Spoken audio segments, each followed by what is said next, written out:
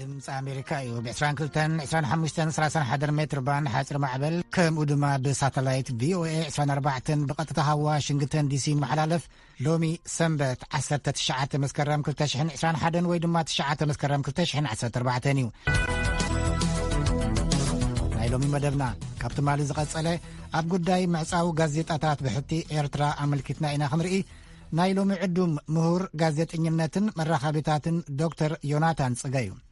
ኣብ ኤርትራ ኣብ ክፍሊ ጋዜጠኝነት ዝምህር ዝነበረ ዶክተር ዮናታን ኣብዚ እዋን እዚ ኣብ ክፍሊ መራኸቢታት ናይ ፔን ስቴት ዩኒቨርሲቲ ተሓጋጋዚ ፕሮፌሰር እዩ ነዚ መደብ ዝመርሖ ኣብርሃም ተስፋ ልኡል ኮይኑ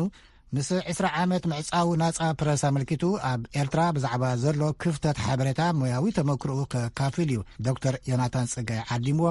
ኣብቲ ቃለ ምልልስ ከብለኩም ኣብ ኤርትራ ክብሪ ናይ ሓደ ጋዜጠኛ ከመይ ትብል ብኣረኣያኻ ምስ ካልኦት ሃገራትን ምስ ካልኦት ሞያዊ ኣጠማምታን ረኣያኻ? እሺ ቀነለይ ኣብ ኤርትራ ኣብ እዋን እዚ ክብሪ ናይ ጋዜጠኛ ትሑት ጥራይ ዘይኮነ ኣዝዩ ኣሰካፍን ሓደገኛን ኢለ ክግምግሞ ዝኽእል ብናተይ ትዕዝብቲ ምክንያቱ ክብሪ ክንብሎ ከለና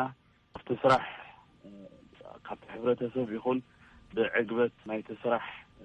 መንጸር ጥራይ ዘይኮንና ክንጥምቶ ንኽእል ኣብ ውልቃዊ ዝኾነ ውሕስነት ኣብቲ ስራሕ ብፍላይ ኣብ ግምት እንድሕር እቲና ኣዝዩ ኣሰካፍን ኣተሓሳሳብን ኩነታት ምዃኑ ጥራይ ክገልጦ ዝኽእልነት ናይ ኤርትራ ከም ጋዜጠኛ ኮንካ ኣብ ኤርትራ ምስራሕ ማለት እዩ ብዘይካቲ ናይ ፀጥታ ውሕስነት ከም ሞያ ከመይ ዝረአ ተርእዮ ኣብቲ ሕብረተሰብ ኣብ ሕብረተሰብ ከም ርእይቶ ናተይ ጋዜጠኛ ብክብሪ ዝጥመት ስራሕ እዩ ሓደ ጋዜጠኛ ወላ እኳ ከምቲ ኣብ ካልእ ሃገራት ዝርከብ ብገንዘብ ይኹን ብካልእ ብንዋት ፀብለል ድብልኣታውን ናብራን እንተዘይብሉ ካብ ሕብረተሰብ ግን ርኡይ ዝኾነ ኣኽብሮትን ኣድናቆትን ከም ዝረክበ ዝርዳእኒ ጋዜጠኛታትና ብፍላይ እኳ ዳቶም ኣብ ቀንዲ ሜድያታት ኣብ ቴሌቪዥን ኣብ ሬድዮ ዘሎ ወላ ኣብ ጋዜጣ ዘሎ እውን ካብ ህዝቢ ብዙሕ ክብርን ኣድናቆትን ረኽቡ ልክዕ ከምዚ ናይ ህቡባት ሰባት ወይ ሴሌብሪቲስ ንብሎ ዓይነት ኣጠማምታን ኣኽብሮትን እውን ካብቲ ህዝቢ ከም ዝረኽቡ እዩ ዝርዳእኒ ንስኻ ኣብ ክፍሊ ጋዜጠኝነት ካትሰርሕ ነርካ ኣብ ዩኒቨርስቲ ኣስመራ ድሕራይ እውን ኣብ ኮሌጅ ኣብዚ እዋን እዚ ሃልዋት ናይቲ ክፍሊ ጋዜጠኝነት እንታይ ይመስል ኣሎ? ካብቲ መጀመርያ ዝነበሩ ኩሉ ምልስ ኢለ ጥምቶ እንድሕር ኮይነ መጀመርያ ክፍሊ ጋዜጠኝነት ኣብ ከባቢ 96-97 ዓመተ ምህረት ዝጀመረ ኣብ ዩኒቨርስቲ ኣስመራ ብናይ ዲግሪ ፕሮግራም እዩ ጀሚሩ ኣብ ደገ ሰልጢኖም ዝመፁ ብኣሜሪካ ሰልጢኖም ዝመፁ መምሃራን ደበገሶ ብድሓን ዝኾነ ዓቕሚ ዝተበገሰ ክፍሊ ነይሩ ዳርጋ ብዙሓት ካብቶም ኣብዚ እዋን ኣብ ናይ ኤርትራ ናይ ቴሌቪዥን ናይ ሬድዮ ናይ ጋዜጣ ዝሰርሑ ዘለዉ ብዙሓት ሰባትን እቲ ዲፓርትመንት ወይ እቲ ክፍሊ ኣልፈዩ ድሓር ግን ድሕርቲ 2000 ኣብ 2000 ክሳብ 2002 ዝነበረ ብዙሕ ገልጠምጠም ናይቲ ዩኒቨርሲቲ ወይ ናይ ጋዜጠኝነት ዝበሃል ክፍሊ ሓደ ካብቶም ቀንዲ ጉዳያት ኮይኑ 2005 ማይነፊ ግዒዙ ካብቲ ኣስመራ ዩኒቨርሲቲ ዝነበሮ ተዓፅዩ ማለት እዩ ሽዑ ካብ ዲግሪ ናብ ዲፕሎም ጎዲሉ ድሓር ናብ ዓዲ ቀይሕ እውን ካብኡ ቀፂሉ ድሕሪ 2 ዓመት ቀፂሉ እውን ከም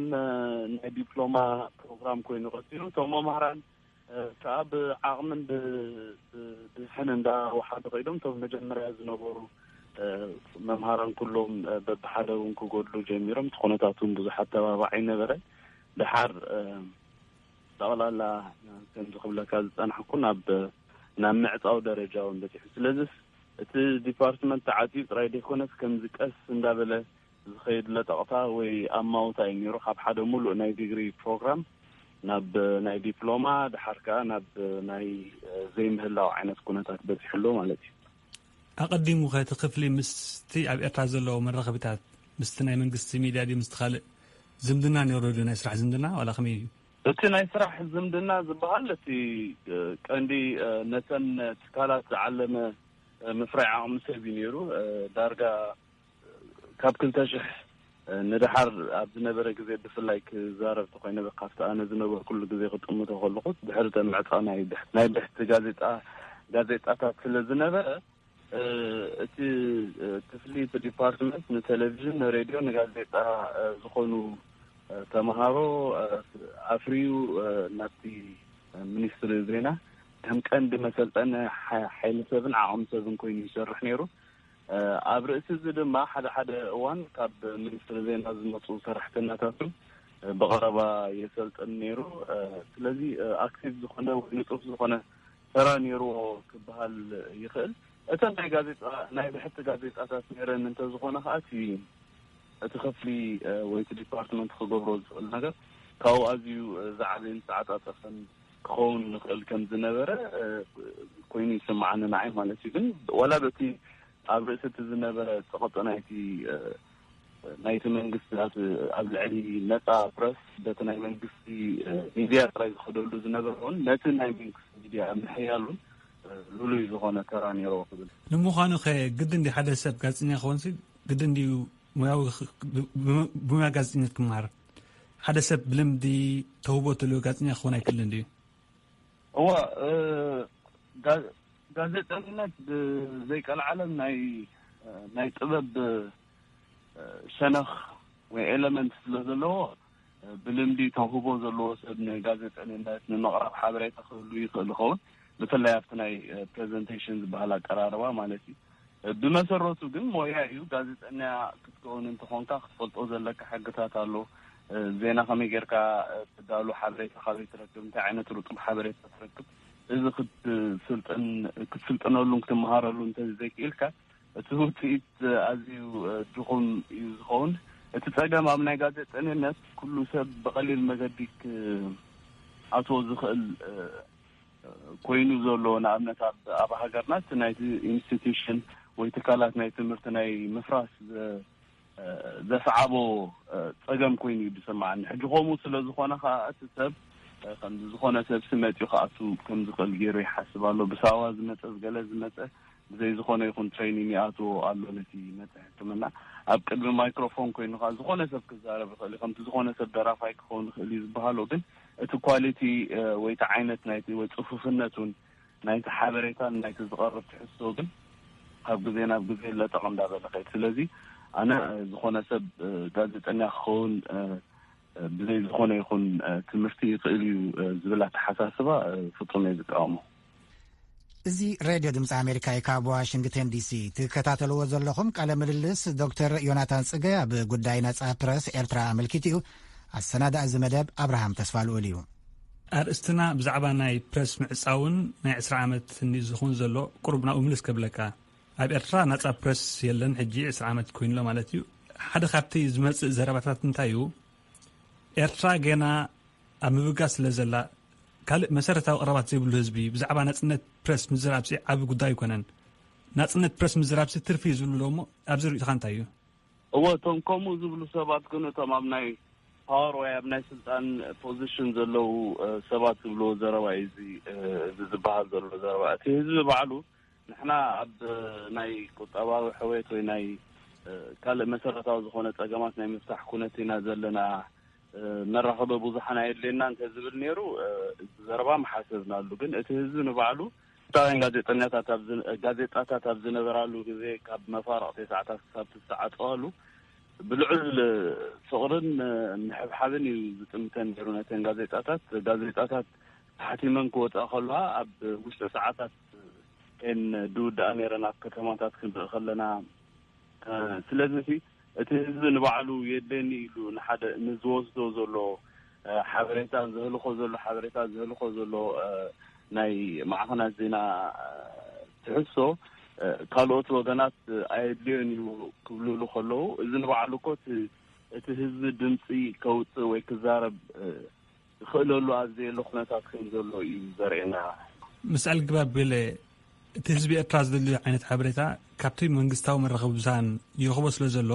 ኣገዳስነት ነጻ ፕረስ ክሳብ ክንድቲ ኣይኮነን ዝብልሉ ወገናት ኣሎ እሞ ርእይቶ ካብ ዝኸመይ እዩ ንምዃኑ ሓደ መንግስታዊ ትካል ንህዝቢ ዝኸውን ናጻ ሓበሬታ ክምግብ ትኽእሉ ኣለዎ ድዩ እዎ ሕጂ እውን ምስታ ቀዲመ ዝመለስኩ እንዳይ ተመሳሰለ እዚኣ እውን ዘድልዮ ሓበሬታ ይረክባሉ እዩ እቲ ህዝቢ ክብል እቲ ከምኡ ዝብል ዘሎ ኣካል ኣብ ቦታ ናይቲ ህዝቢ ኮይኑ ይውስናሉ ብቐንዲ ብመሰረቱ ብቐንዱ እቲ ማዕኸናት ዜና ምህላው ዘድልየካ እቲ ህዝቢ ዘድልዮ ነገራት ይረክባሉ ድዩ ኣይረክብን ኣሎ ንኽዛረበሉ ዘኽእሎ ባይታ ማለት እዩ ሕጂ ማዕኸናት ዜና ናይ ትደልየሉ ወይ ጎዲልካ ደሎ ነገር መዛረቢ ጥራይ ደይኮነ ናይ ብዙሕ ነገራት መዛረቢ መባሃሊ ከምኡውን ስፔስ ወይ ቦታ ዝፈጥር ማለት እዩ ህዝቢ ከም ኣብ ዕዳጋ ወይ ኣብ ቅርዓት ወፂኡ ዝዛረበሉ ዳይ ሓበራዊ ዝኾነ ጉዳያት ይህን ዝበሃለሉ ቦታ እዩ ሕጂ ነዚ ይህን ዝበሃለሉ ቦታ ወይ ፕላትፎርም እንድሕር ኣየድልዮን እዩ እንድሕር ብላ ኣሎ ኮይኑ እቲ ኣየድልዮን እዩ ዝብል ዘሎ ኣካል ይዕምፅ ጥራይ እዩ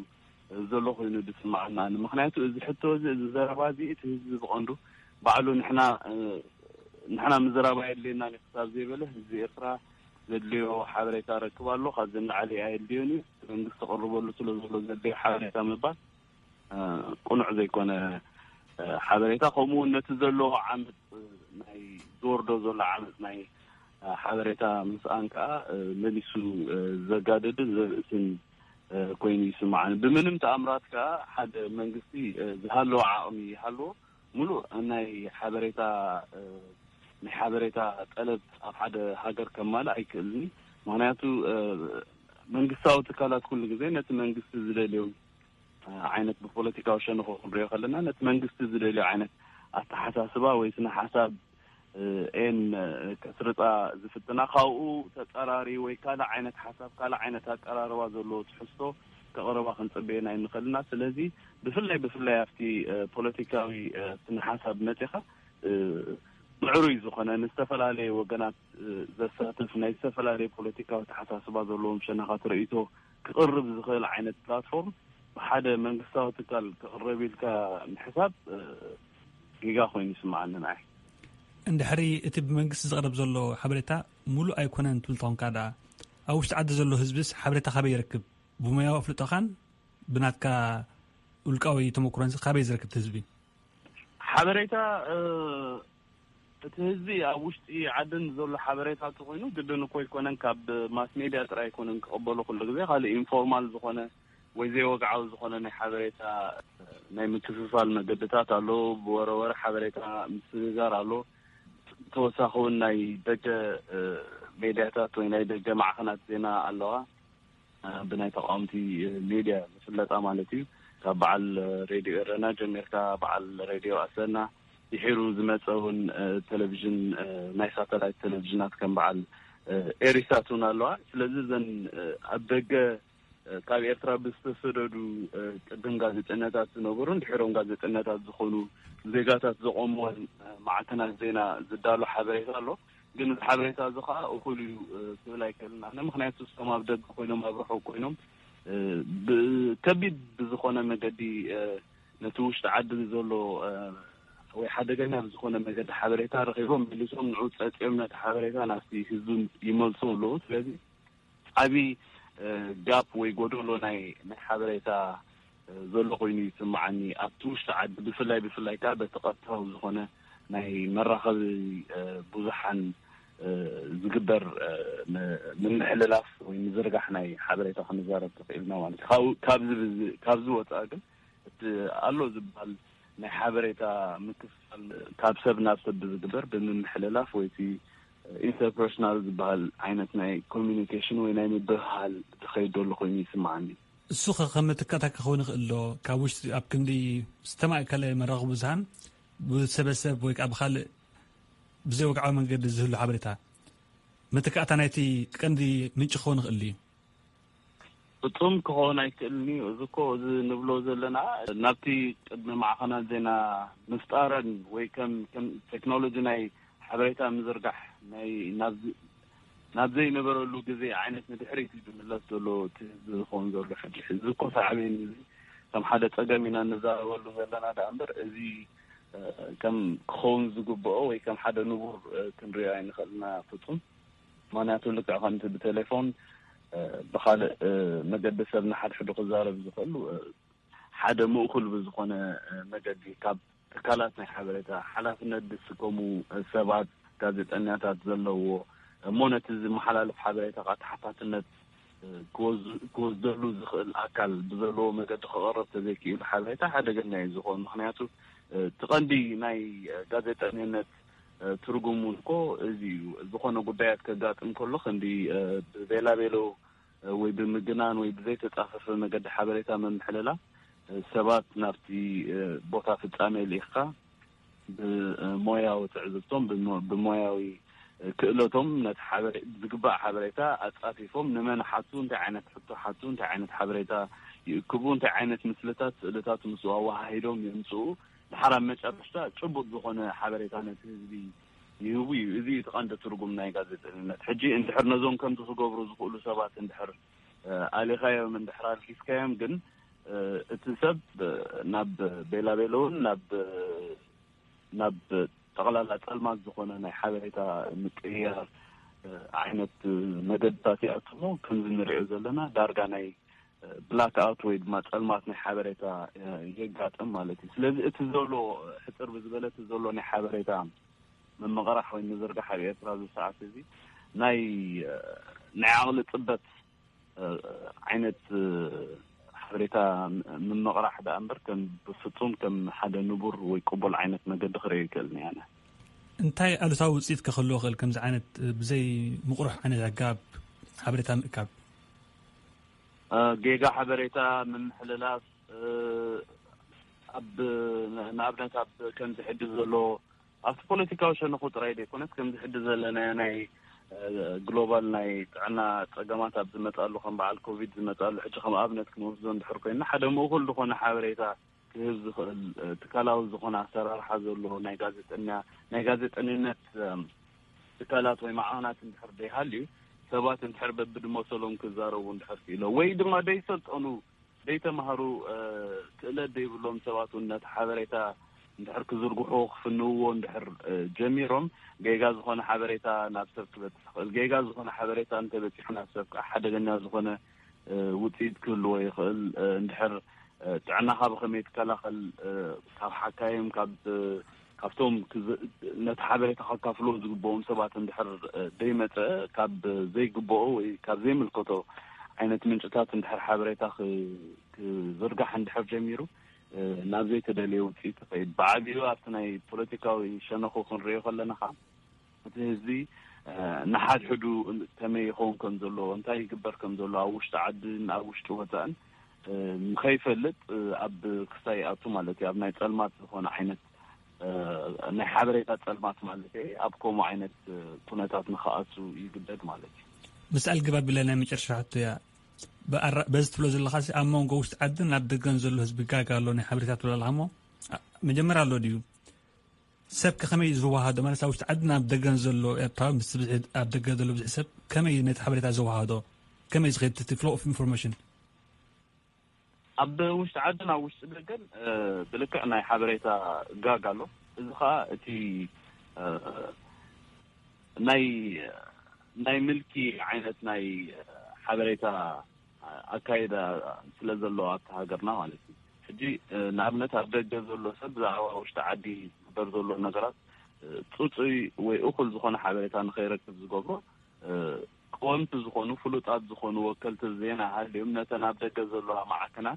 بزي فرحي بزي زخونو يكون صعبين حبريتا خم حلال فوزقولوا سبات يلون سلذي أبي أرترى معلتا وانتاي قبدر له انت عانت في تقامتها تخصصها له انت معوالتها له ابدا جزلو سب نخفلت ወይ ተናብደ ገዘሎ ማዕከናት ዜና ንخفلتن ጠገማለውን ማለት ነው ስለዚህ አዚ ሓደገኛ ይሆን ተማኡ ዘሎ ምናልባት ሓበሬታ ክሕልፉ ዝክእሉ ሰባት ናፍተን ማዕከናት ማለት ነው ስለዚህ ዘን ኣብደገ ኮይነን ሓበሬታ ረኺበን መሊሰን ተመሊሰነት ውሽጥ ዓድ ተዳሉ ሓበሬታ ዳርጋ ካዚ ኢለ ካብ ኣዚ ደቂቕ ዝኾነ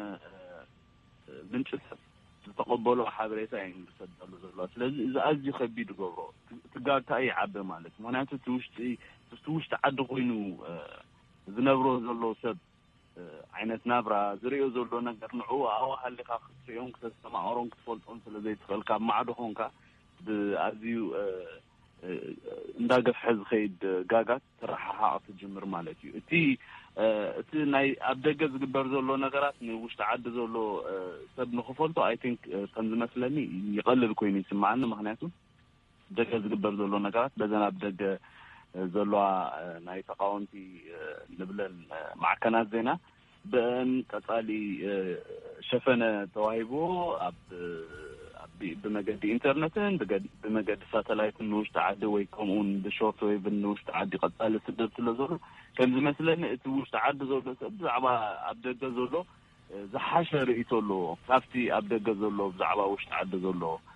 سبن كنتاتن زولو عينت حبريتها مالتي حتتاتي ودي اللخو يغني لي دكتور يوناتان صقي كاب بين ستيت يونيفرسيتي كبرات سمعتنا قداينا اب ناصا بريس امريكي نيرو نمسكنا كيوناتان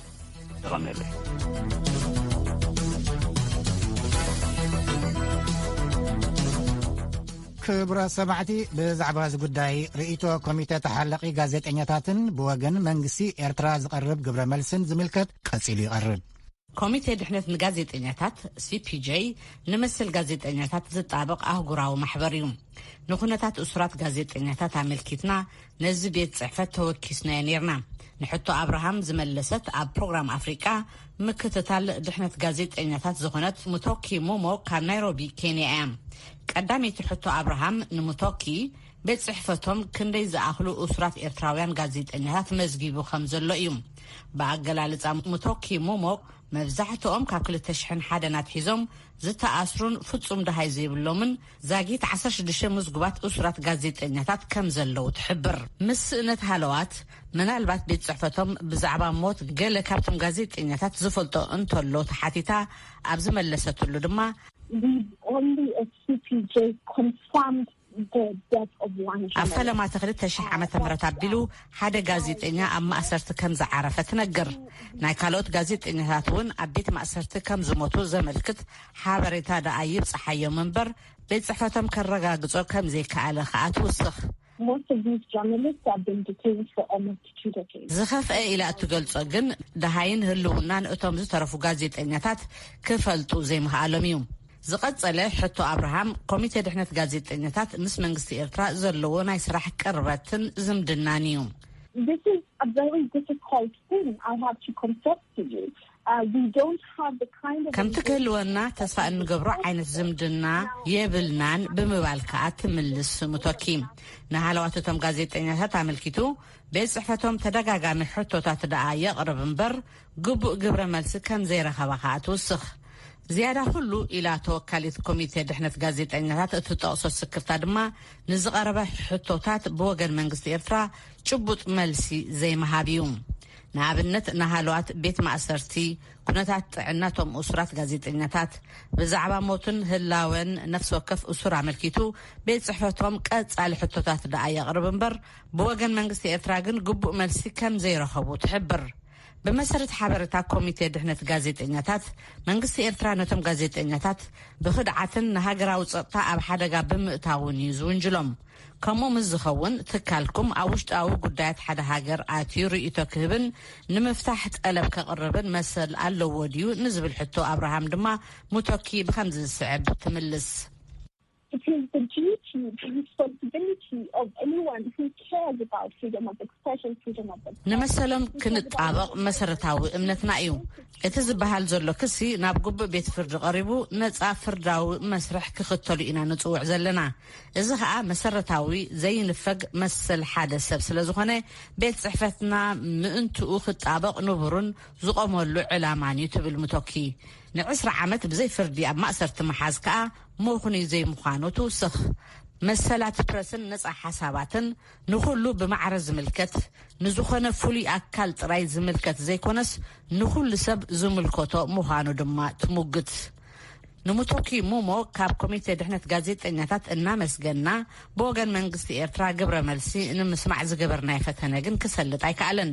ሰበስልጣን ኤርትራ አበበይኑ አጋጣሚ ብዛዕባ ሃለዋትቶም ጋዜጠኛታት ተሓቲቶም አዓጋቢ መልሲ አይሃቡን ፕሬዚደንት ኢሳያስ አፈወርቂ ኣብ ሰነ 2009 ዓመተ ምህረት ምስ ሓንቲ መደበር ቴሌቪዥን ሽወደን ኣብ ዝገበርዎ ቃለ ምልልስ እቶም ተቐይዶም ዘለው ጋዜጠኛታት ዘይኮኑስ ናይ ወጻኢ ናይ ስለላ መሳርሒ መንባሮም ኣመልኪቶም ነይሮም ፕሬዚደንት ኢሳያስ ኣብቲ እዋንቲ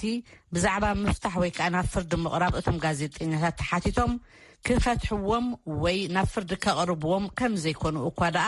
ንውሽጣዊ ጉዳያት ኣመልኪቱ ዝርኢ ናይ ባዕላቶም ኣሰራርሓ ከም ዘለዎም ኣመልኪቶም ነይሮም። ብተመሳሳሊ ኣርእስቲ ሚኒስትሪ ወፃኢ ጉዳያት ኤርትራ ኣቶ ዑስማን ሳልሕ ኣብ ሰነ 2016 ዓ.ም ምስ ሬድዮ ፍራንስ ኢንተርናሽናል ቃለ ምልልስ ኣብ ዝገበሩሉ እዋን ብዛዕባ ሃለዋቶቶም ጋዜጠኛታትን ናይ ፖለቲካ እሱራትን ተሓቲቶም ምላሽ ሂቦም ነይሮም። እቶም ሚኒስተር ኣብ መልሶም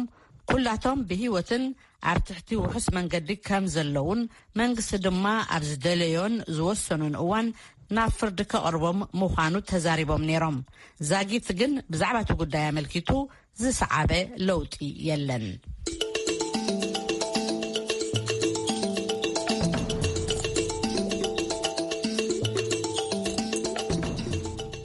ሕብረት ኣውሮፓ ኣባል ሃገራቱ ንድሕነት ጋዜጠኛታት ኣብ ምሕላው ብዕቱብ ክሰርሓ ሓቲቱ። እዚ ዝኸውን ዘሎ ኣብ ልዕሊ ሰሙይ ኣብ ሜድያ ብኣካልን ብመርበብን ዝግበር መጥቃዕቲ እናወሰኸ ስለ ዝኸደ እዩ። ኣብ ዝሓለፈ ዓመት ኣብ ሃገራት ሕብረት ኣውሮፓ ጥራይ 908 ጋዜጠኛታትን ሰራሕተኛታት ሚድያን ከም ዝተጠቕዑ ዝገልጽ ሕብረት ኣውሮፓ ካብ 1992 ንድሓር 23 ጋዜጠኛታት ኣብ ውሽጢ እቲ ደንበ ከም ዝተቐትሉ ኣፍሊጡሎ። ዝበዝሑ ድማ ኣብዘን ዝሓለፋ 6 ዓመታት። ንዝርዝሩ ናብ ተወልደ ገብርኤል። ዝኾነ ጋዜጠኛ ብዝሰርሖ ክቕተል የብሉን ንዴሞክራሲ ኣገደስቲ ስለ ዝኾኑ ክንሕግዞም ኣለና ይብል ቬራ ጀውራቫ ምክትል ፕሬዚደንት ኮሚሽን ክብርታትን ግልጽነትን ኤውሮጳ።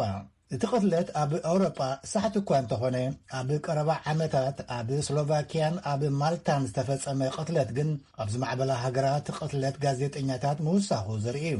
ብኻልእ ወገን ብመሰረት ሕብረት ኤውሮጳ 73 ሚእታዊ ደቂ ኣንስትዮ ጋዜጠኛታት ብኦንላይን ዝግበር በደላት የጋጥመን። በዚ ምኽንያት ድማ ንደቂ ኣንስትዮ ዘሐይልን ንውሕዳን ጉጅለታትን ነቶም ኣብ ጉዳያት ማዕርነት ዝጽብጽቡን ዝከላኸል ሕግታት ክወፅእ ኮሚሽን ሕብረት ኤውሮጳ ጸዊዑሎም። ጋዜጠኛታት ብዙሕ ግዜ ኣብ ግዜ ናይ ተቃውሞ ሰልፍታት ስለ ዝጥቅዑ ንድሕነቶም ዝምልከት ኣሰራርሓ ክተኣታተውን እቲ ፈጻሚ ኣካል ሕብረት ኤውሮጳ ይመክር። ኣብ ከምኡ ዓይነት ኣጋጣሚታት እቶም ጋዜጠኛታት ስርሖም መጠን ብግቡእ ክሰርሑ ዘይተደረተ ዕድል ክወሃቦምን ከም ፖሊስ ዝበሉ ኣኽበርቲ ሕጊ ግቡእ ስልጠና ክወስዱ ኣባል ሃገራት ክሰርሓሉ እውን የተሓሳስብ። ብኦንላይን ዝግበር መጥቃዕቲ እውን ንዲጂታል ሚድያ ዘሰክፍ ኮይኑ ከም ዘሎ ዝገልጽ ሕብረት ኤውሮጳ ኣብ ልዕሊኦም ዝግበር ዘይሕጋዊ ስለያ እውን ንሓደጋ የቃልዖም ከም ዘሎ ይጠቅስ። ኣብ መንጎ ሚድያን ሳይበራዊ ጸጥታን እውን ምትሕብባር ክህሉ ኣለዎ ይብል። እዚ እማመታት ዝቐረበ ኮሚሽን ኤውሮጳ ብዛዕባ ምኽባር ሕግታት ንዴሞክራሲያዊ መዐቀንታትን ምብሕጓግ ናይቶም መሰላትን ኣብ ኣባል ሃገራት ብዝምልከት ዓመታዊ ጸብጻብ ድሕሪ ምቕራቡ ድሕሪ ኣዋርሒ እዩ። ኣብቲ ሪፖርት ኣብዚ እዋን ፕሬዚደንትነት ሕብረት ኤውሮጳ ሒዛ ዘላ ስሎቬንያ ተፈልያ ተጠቒሳላ ኣብ ልዕሊ ሚድያ ብዝፍጸም መጥቃዕቲ። እንተኾነ ስሎቬንያ ጥራይ ኣይኮነትን። ኣብ ካልኦት ሃገራት ኤውሮጳ እውን ይረኣይ ስለ ዘሎ ሕብረት ኤውሮጳ ኣብተን እቲ መጥቃዕቲ ዝረኣየለን ሃገራት ጸቕጡ ምዕራፉ ክቕጽል ንጽውዕ ይብል ምክትል ፕሬዚደንት ኮሚሽን ክብርታትን ግልጽነትን ኤውሮጳ ቬራ ጀውሮቫ።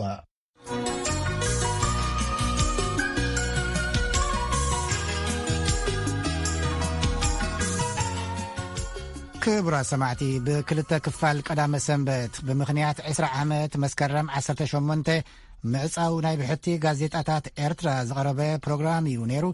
ንምክትታልኩም ነመስግን። በዚ ድማ እዚ ድምፂ ኣሜሪካ እዩ ብ22 25 31 ሜትር ባንድ ሓፂር ማዕበል ከምኡ ድማ ብሳተላይት VOA 24 ብቐጥታ ዋሽንግተን ዲሲ መሓላለፍ ሎሚ ሰንበት 19 መስከረም 2021 ወይ ድማ 9 መስከረም 2014 እዩ።